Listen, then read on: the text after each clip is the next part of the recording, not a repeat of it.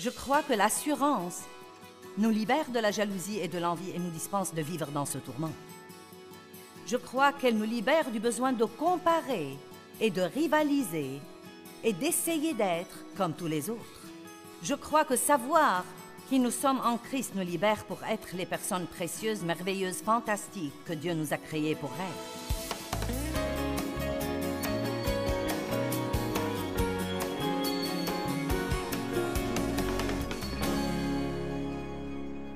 Dieu a un plan individuel pour la vie de chacun de nous, et s'il a voulu que Pierre souffre et qu'il soit crucifié à l'envers, et s'il a voulu que Jean vive peut-être 20 ou 25 ans de plus après la mort de Pierre, il dit « Pierre, ça ne te regarde pas.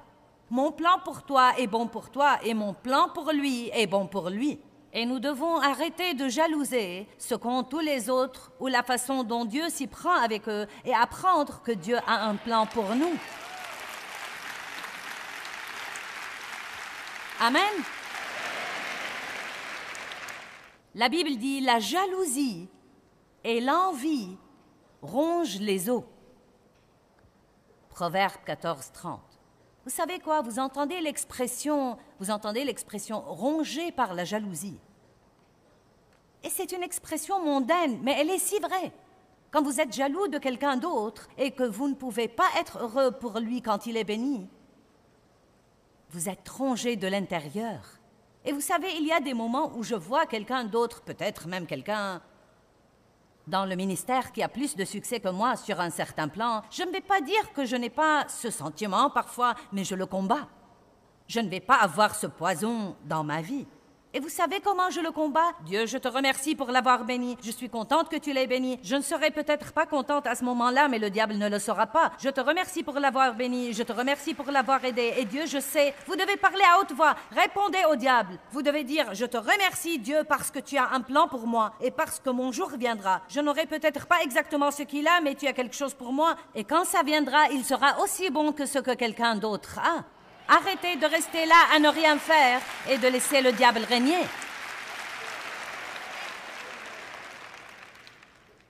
Allez, vous savez parler, vous devez juste dire ce qu'il faut. Jacques 4 est un chapitre qui m'a changé la vie. Je voudrais partager avec vous les 3 premiers versets. D'où viennent les conflits, les dissensions et les querelles? Et comment les combats, les disputes et les luttes commencent parmi vous? J'aime ça. Pourquoi toutes ces brouilles, dit-il? Tout le monde a un compte à régler et est en colère pour quelque chose. Luttes et conflits et querelles et disputes et colère et amertume. D'où est-ce que ça vient? Ne viennent-ils pas de vos désirs sensuels qui combattent toujours dans vos membres? Maintenant, faites attention. Vous êtes jaloux et vous convoitez ce qu'ont les autres. Savez-vous à quel point c'est vexant, à quel point c'est frustrant et troublant de voir ce que Dieu fait avec tous les autres au monde et de le comparer à ce qu'il fait avec nous? Allez, je veux ce soir que quelqu'un dans cette salle comprenne que Dieu a un plan unique, un plan exclusif, un plan génial, étonnant pour vous. Et ne prenez pas une attitude aigre et négative et ne dites pas « Eh bien, s'il avait un si grand plan pour moi, pourquoi est-ce que je ne le vois pas ?» Eh bien, probablement à cause de ce que j'essaye de vous prêcher ce soir. Vous devez peut-être adopter une nouvelle attitude. Vous devez peut-être apprendre à être heureux pour ce que Dieu fait dans la vie de quelqu'un d'autre avant de pouvoir le libérer pour faire quelque chose dans votre vie. Ce n'est pas par hasard que vous écoutez tous ces témoignages de tous ces gens et de tout leur succès. Oh, Dieu nous tend un piège. Bien, écoutez ce témoignage. Ils ont eu la chose pour laquelle vous priez depuis 20 ans. Qu'est-ce que vous en pensez?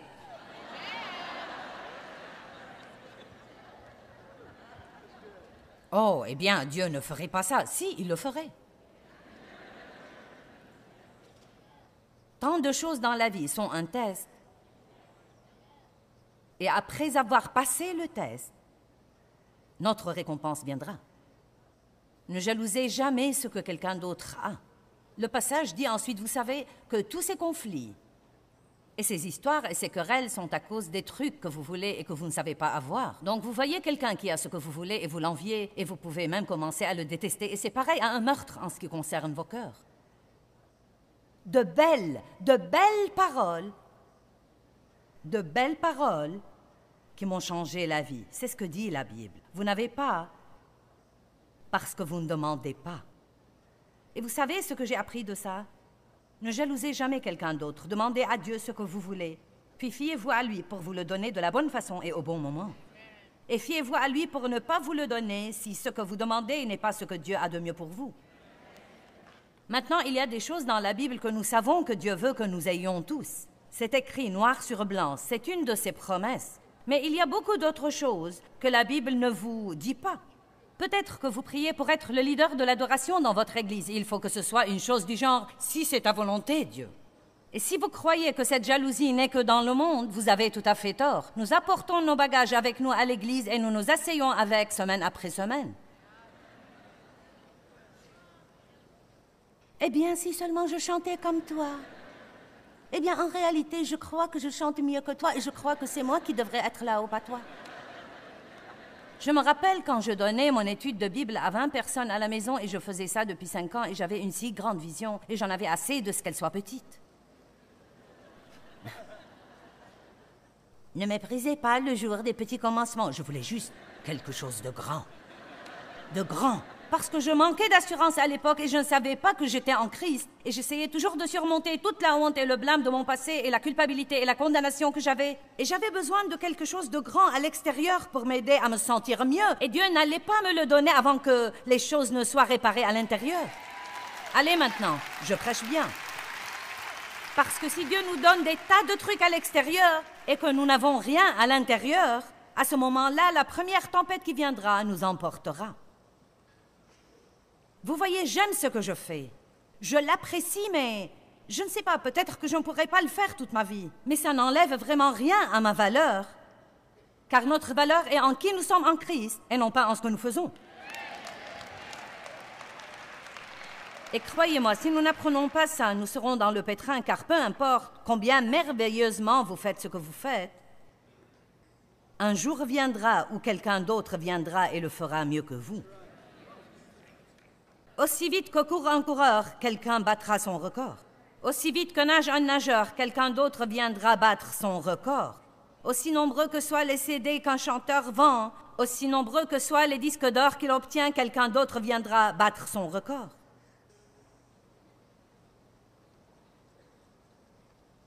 Nous devons apprendre à suivre les saisons de Dieu dans notre vie et comprendre que nous sommes tout aussi précieux en toute saison. Je crois que l'assurance nous libère de la jalousie et de l'envie et nous dispense de vivre dans ce tourment. Je crois qu'elle nous libère du besoin de comparer et de rivaliser et d'essayer d'être comme tous les autres. Je crois que savoir qui nous sommes en Christ nous libère pour être les personnes précieuses, merveilleuses, fantastiques que Dieu nous a créées pour être. Et vous pouvez l'être et l'assumer pleinement. Je suis différente. Je suis différente et j'aime ça. J'aime ça.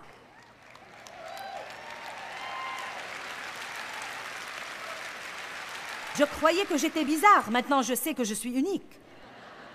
L'unique a une valeur.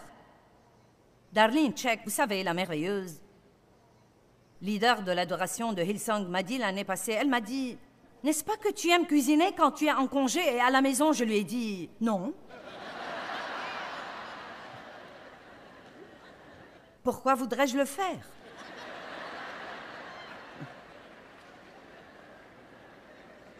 Eh bien, vous savez, Darlene aime vraiment tout ça et donc, parfois, nous ne comprenons pas pourquoi les gens n'aiment pas ce que nous aimons et parfois, si je ne sais pas qui je suis en Christ, je peux me sentir sous pression parce que je ne suis pas la parfaite femme de maison.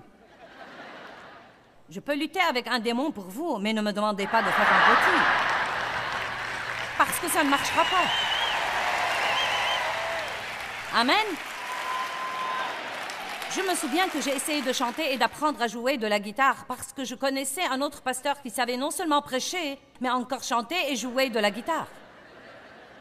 Eh bien, le problème était que j'ai presque échoué en musique. Je ne savais pas jouer de la guitare. Je sais jouer un peu de l'harmonica, mais pas trop bien.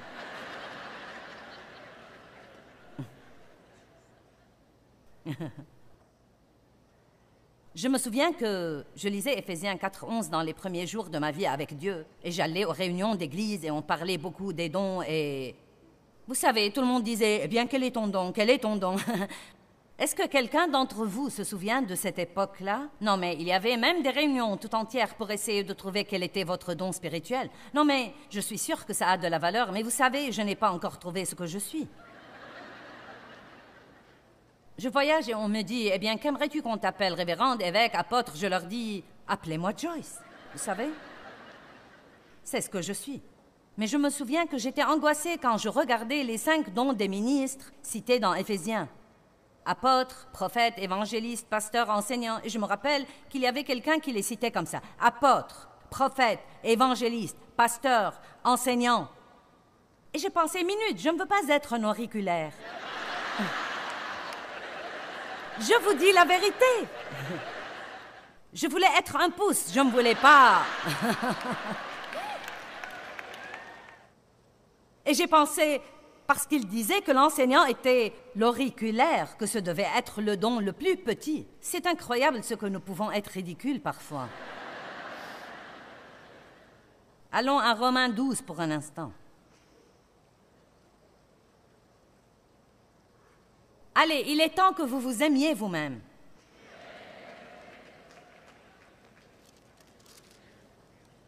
Romains 12 dit en fait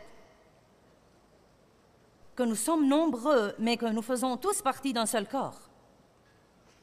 Nous avons tous des fonctions différentes, mais nous faisons partie d'un seul corps. Ensuite, il dit, vous savez, que certains sont ceci et que certains sont cela. Mais parlons de notre corps physique qui est l'exemple que Dieu utilise.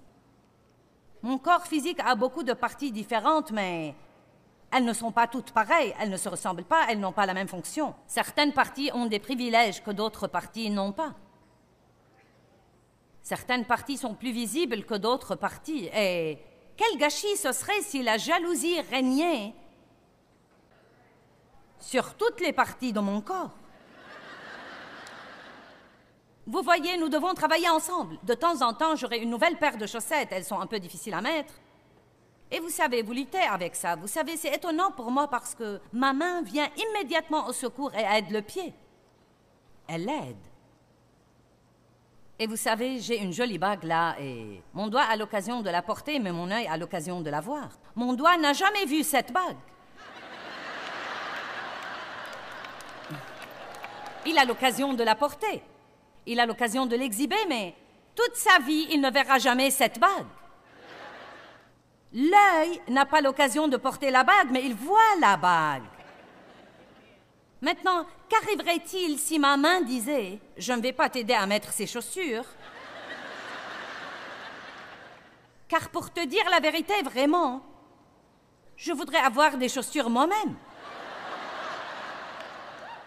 Et dans ma vie, étant une main, je n'ai jamais eu de chaussures. Et si tu crois que je vais continuer à t'aider à mettre tes chaussures toute ma vie, tu te trompes lourdement. Et si un jour, l'œil disait « Je refuse de regarder la bague », je ne vais pas regarder la bague, je veux ma propre bague. Et si je ne peux pas avoir une bague, à ce moment-là, je refuserai de la regarder. Et c'est comme ça que nous passons une grande partie de nos vies en tant que chrétiens. Et si Dieu faisait notre volonté et nous disait « D'accord ».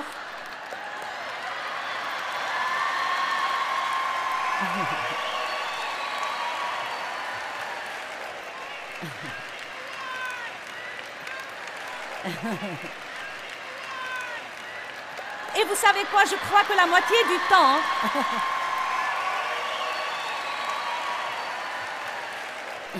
Non, mais nous ferions mieux d'espérer que Dieu ne nous donnera pas certains des trucs que nous demandons.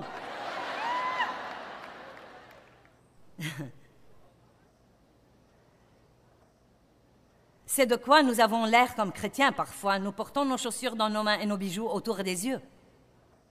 Mais Dieu soit loué, nous avons eu ce que nous voulions. Mais le problème est que maintenant j'ai mes bijoux sur mes yeux et je ne peux pas voir où je vais. Donc je rentre dans les trucs, je fais mal aux gens. Je crois que l'assurance nous libère de tout ça. Je ne suis pas obligée d'avoir ce que vous avez. Je peux être heureuse sans cela. Je ne suis pas obligée de faire ce que vous faites. Vous n'êtes même pas obligée de m'aimer pour que je sois heureuse, car ma joie n'est pas basée sur ce que vous pensez de moi. Elle est basée sur qui je suis en Christ. Je peux faire un pas de foi et essayer de faire quelque chose et échouer, et cependant être heureuse et sûre de moi, car ma confiance n'est pas dans ma réussite, dans tout ce que j'essaye de faire. Je peux manquer Dieu, je peux croire que j'ai entendu de Dieu et carrément manquer Dieu, mais cela n'amoindrit pas qui je suis en Christ. Je ne suis pas obligée d'être prudente, je peux vivre audacieusement, je peux vivre agressivement. Et les gens qui font ça finiront par faire de grandes choses pour Dieu. Ils feront peut-être quelques bêtises de temps en temps, mais vraiment, vous ne pouvez pas conduire une voiture garée. Vous devez mettre la voiture en prise et commencer à vous déplacer. Même si vous avez un accident ou deux, vous devez vous déplacer. Ouh, je suis heureuse ce soir.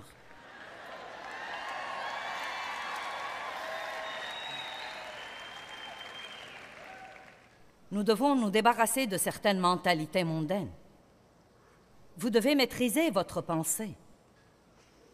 Débarrassez-vous de « Eh bien, je ne peux pas faire ça, je suis trop vieille. » Vous savez quoi? J'ai dû moi-même combattre ça quelque peu. Et je peux vous dire quand ça a commencé. Je n'ai jamais pensé que j'étais vieille, je ne me sens pas vieille. Je ne crois pas que je me comporte en vieille, mais... Vous savez, il y a 2 ans, j'ai dû m'inscrire à l'assistance médicale. Je me suis sentie vieille. Et ensuite, l'année passée, j'ai dû m'inscrire à la sécurité sociale. Je vous dis la vérité vraie, quand j'ai dû m'inscrire à l'assistance médicale et à la sécurité sociale, le diable a en fait essayé d'utiliser ça pour m'inculquer l'idée « Eh bien, je suis trop vieille. » Pas vraiment trop vieille, mais c'était comme des choses différentes sont arrivées et j'ai commencé à avoir l'idée « Eh bien, je vieillis. » Et vous savez quoi? Si vous commencez à penser vieux, tout le reste dans votre vie fera de même. Vous commencerez à vous habiller vieux. Vous pouvez aller... Allez maintenant. Vous pouvez aller dans un grand magasin chic et voir où commence la collection pour vieux.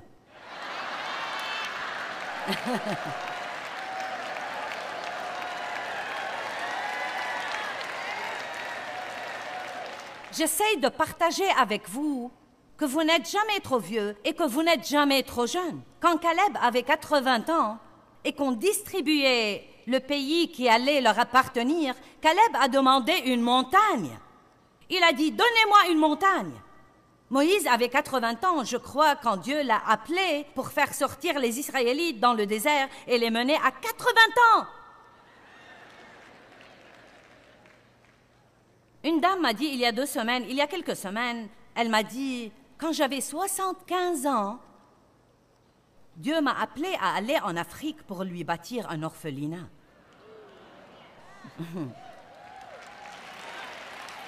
75 ans! Mais vous voyez, le monde vous donne cette mentalité et vous vole votre assurance.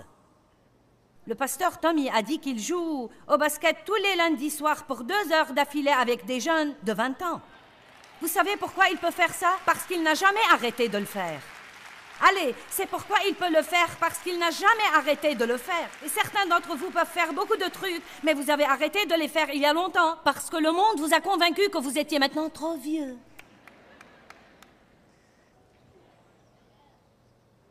Vous n'êtes jamais trop jeune, pas si Dieu voit. Timothée était jeune, 17 ans, je crois. Et Paul a dû continuer à l'encourager quand il avait peur et qu'il manquait d'assurance. Jérémie était jeune.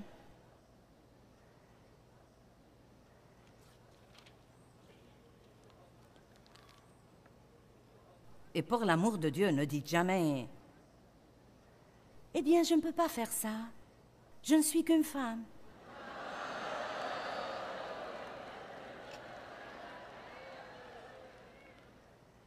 Et cette mentalité est ancrée dans la pensée.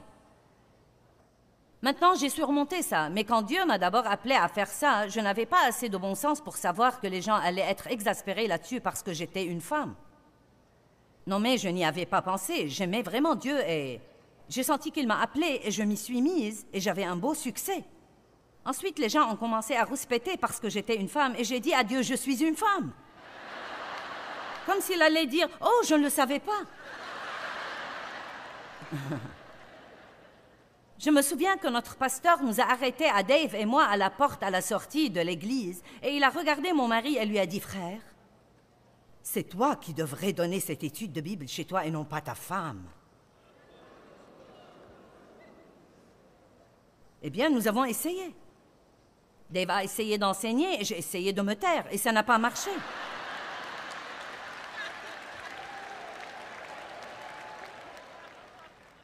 Et vous savez, les gens veulent toujours savoir, eh bien, que pense Dave de ce que tu sois dans la position où tu es et que lui, il soit un peu dans les coulisses, à l'arrière. Dave Meyer est juste où il veut être. Et il en est heureux parce qu'il n'essaye pas, en fait, d'être ce qu'il n'est pas. Nous ne rivalisons pas. Il a un rôle, j'ai un rôle, et bien que ce ne soit pas le rôle normal, sur lequel le monde se modèlerait, c'est cependant le rôle de Dieu et ça marche. Amen. Ouh. Mais vous voyez, je n'ai pas une attitude insoumise parce que je suis sur l'estrade comme « Tu vas m'écouter, hein, vous savez. » Je suis en fait une femme vraiment soumise, croyez-le ou pas. Et ne riez pas.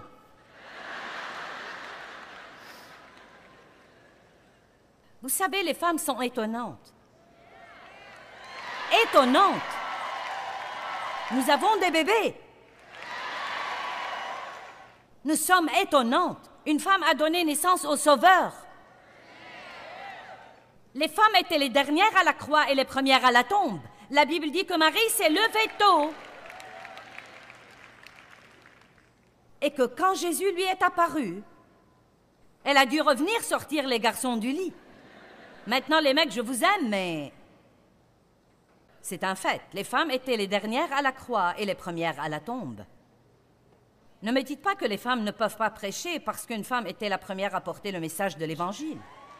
Vous dites, oh, Jésus a dit à Marie, « Va et dis à mes disciples, il a ressuscité. »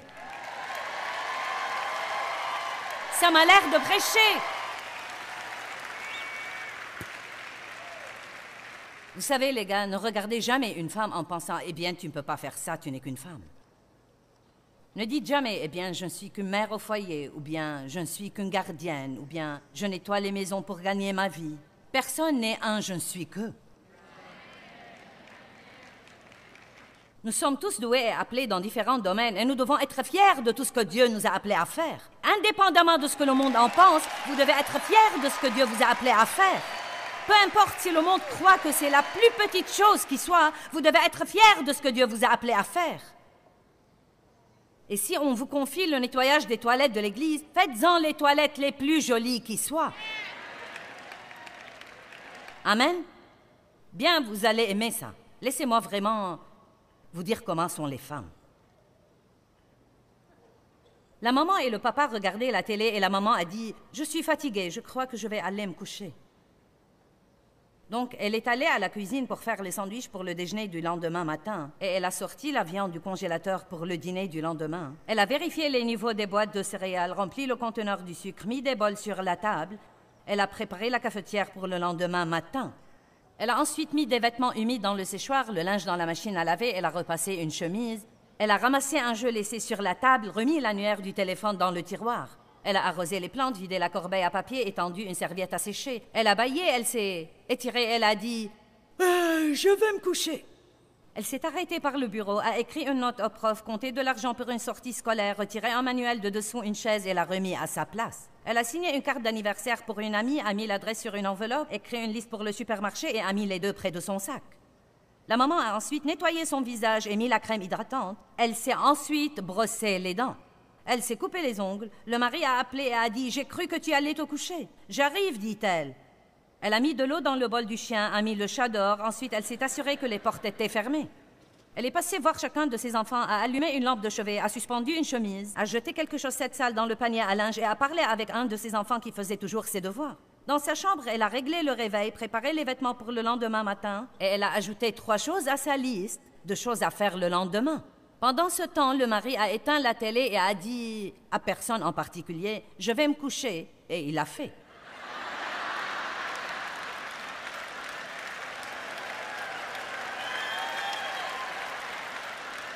Je vous prie, ne me dites pas que les femmes sont le sexe faible. J'aurai peut-être toujours besoin de Dave pour m'ouvrir un pot de mayonnaise, mais je peux tout faire par le Christ qui me fortifie.